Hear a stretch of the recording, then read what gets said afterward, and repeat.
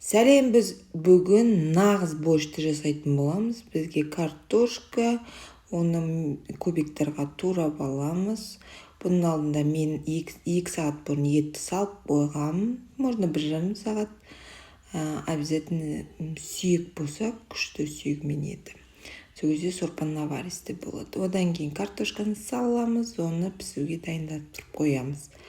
Бізге прожаркаға керек нәрселер ол лук, морковь и қызылша. Олардың бәрін дайындап аламыз. Морковь пен қызылшаны біз теркадан өткізіп аламыз, среднийдан.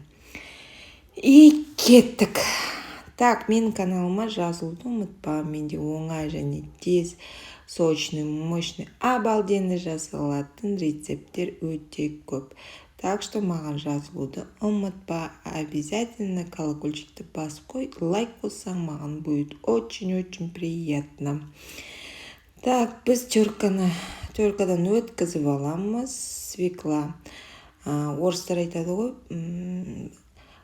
на большую, чтобы ложка стояла дейді. Сол үшін сочный, мощный борщты жасауға дайын боламыз. Так, енді бізге еще капустаны турап алу керек. Өйткені біз сразу салымыз керек. Капустаны қатты тонкий, қатты толстый қылдырмай, күштілеп тұрып турап аламыз. Обязательно бізге зелень керек болады. Сосын кейін чесночок. Бірақ чесночокты ең артынан қосасыздар. Оны көре жатасыздар алдында. Так, бізде капуста дайын. Енді прожарканы жасаймыз. Майды құйып, қыздырып аламыз. Одан кейін лукты саламыз. Кішкене қуырамыз. Одан кейін біз морковь саламыздар. Жақсылап оны қуырамыз. Бірақ күйіп кетпеу керек. Әйтпесе біздің борщтың дәмін құртып жібереді. Одан кейін бізде свекла саламыз. Свекланы салғаннан кейін самый секрет, самый мощь, который борщтың дәмін келтіретін, пол чайной ложки кастрюльге қарай 10-15 капель уксуса. Сол кезде свекланың цветі кетпейді, высвечиваться етпейді. Содан кейін еще өзі керемет бір привкус беріп отырады. Так что жасап көріңіздер. Оны уксусты қосқаннан кейін керемет күштілеп тұрып араластыру керек. Көп уақыт араластырасыздар. Одан кейін біздің прожарка дайын болады. Оны біз суптың ішіне потихоньку салып бастаймыз.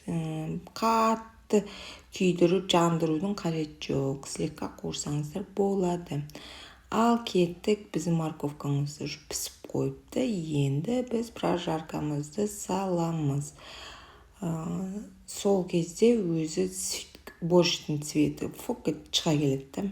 Ол уксустың көмегі. Так, бізге зелень керек. Үйіңізде қандай зелень бар, соны турай берсеңіздер болады. Я люблю зеленый лук, сол себептен зеленый лукты көбірек турадым. Так, бізге зеленді дайындап алдық. Шығарған етімізді тоже кесіп аламыз. Сүйекпен деген себебім, сүйекті еті май күшті болып шығады. Сол кезде наваристый болады. Оның ішінде үшін мынандай күшті құсқыш майлары болады. Соны да шығарып аламыз. Оны жейтін папамыз жоқ, сол себептен оны супқа салып қойдым. Обедте келіп жейді деп. Вот, сөйтіп бәрін дайындап алдық. Ал енді кеттік. Етімізді саламыз. Уже туралып, кесілген. Содан кейін біз капустамызды саламыз. Бәрі үстін ығыздалады. Вы не переживайте, потому что ол кішкене қайнағаннан кейін капустасы өзі жұмсарып, өз формасына келеді.